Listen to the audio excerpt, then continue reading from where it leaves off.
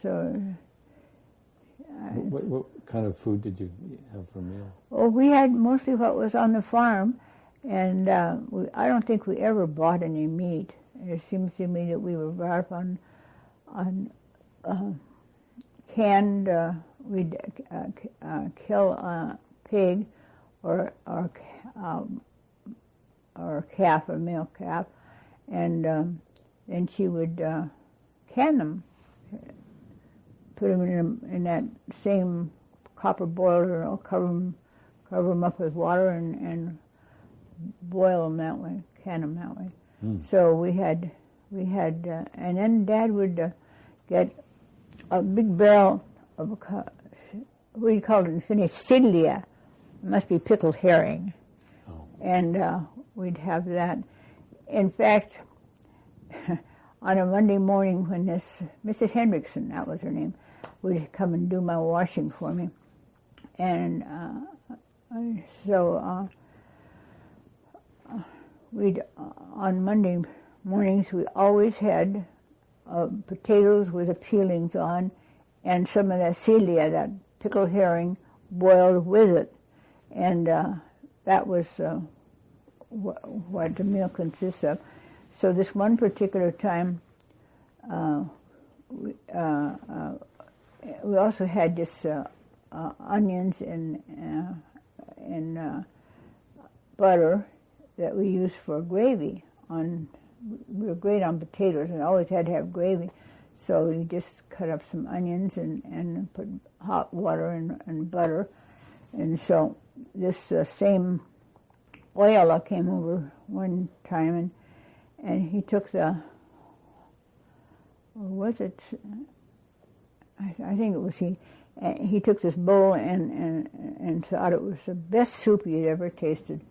And that was our gravy for the day. But and then we always had lots of canned fruits, because we had grew the fruit. Yeah, we had lots of.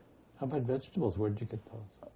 Well, surprisingly, the only vegetables that were the kind of grew underground, carrots and rutabagas, and Dad just didn't have the time for putting on a regular garden like lettuce or anything. I don't think we ever had lettuce. But you had carrots and rutabagas. Carrots and rutabagas and potatoes and then I think we went out and got corn bought corn from other fields, you know. And the animals you had were what? Animals we had cows and we had a bull that was a real meanie. He would scratch like that, and people would bring over and service their cows. What was his name? Whose name? The bull's. Oh, I don't remember. He probably had a name, but I don't remember. Well, but did you name the cows? Oh, well, we named every one of the cows. I could remember some of them.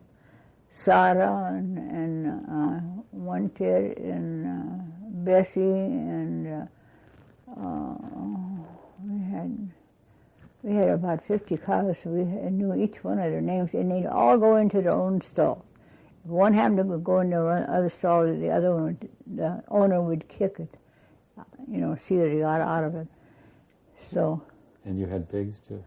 We had pigs, and we'd go and get apples and fallen apples and pears and what have you, and bring it to the pigs, and then Dad would butcher them. He had a great big iron kettle and fire under it, and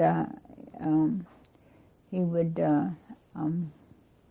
make soap. And you had chickens, of course. Oh, well, we had chickens. And sold eggs? We had, first of all, we had these baby chicks that we had to baby until they got to be the right size, and then they became pullets, and then called them pullets, and then they became laying hens, and the roosters would usually use them mostly for frying for food. And we had a gander also, and Hilda used to make my underpants out of flour sacks, and then she'd dye them red. So one day I was across there where the big oak tree would be right on level with the kitchen, and I was quite young then, and I started screaming like everything because that gander was after me. He saw that red thing and he tore at it. And how old were you? Oh, I must have been quite young then, but that's one of the first things I remember. Yeah. So I couldn't have been any more than 3 or 4. Any other early memories? Oh, yes. I was quite infatuated with making little houses in the back out of tree limbs and stuff. In fact, that included Esther and Martha and Vicki, and we'd build a better little cottage or a little house out of tree branches, and we had to. They used to burn trees or logs in order to get land to plant wheat and things. But this particular one, they never seemed to got around to produce any wheat or anything. But it was a wonderful place to pick wild blackberries underneath those logs, real big long blackberries, and so that was one of the things that we enjoyed doing. And we did that ever since we were. You named some games. What were those games? One was Duck Off the Rock. What was that all about? Oh, you'd have put something on a level, like, a rock, and put a bottle on it, and you'd see if you could knock it off with a stick. Oh. And then throwing the stick or just swinging the stick? Swinging the stick and seeing if you could. You'd have to be at a certain distance away. And the other one was Hide and Go Seek.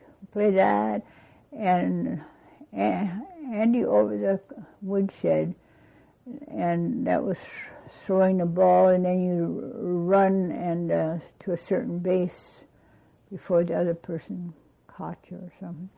That was a favorite game.